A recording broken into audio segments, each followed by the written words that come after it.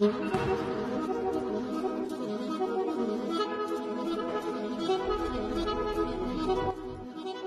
media is part of our everyday lives.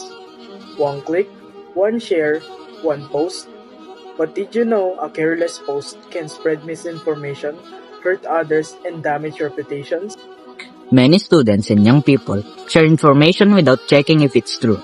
This can cause confusion, fear, and even cyberbullying. What seems like a simple post can have real consequences. As a responsible digital citizen, we must think before posting or sharing online. Always verify information from trusted sources. Respect others and avoid spreading harmful messages.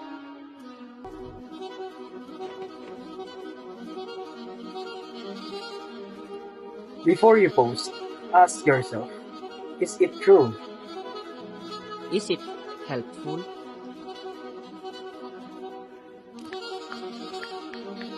Is it kind? You can help by checking facts before sharing. Reporting misinformation and harmful content.